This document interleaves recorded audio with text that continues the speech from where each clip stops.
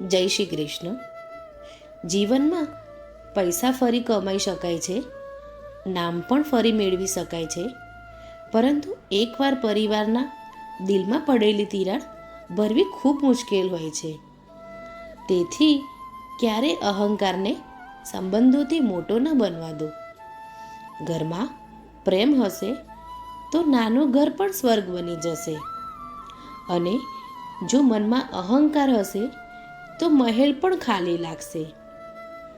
પરિવાર એ ભગવાને આપેલી સૌથી કિંમતી ભેટ છે.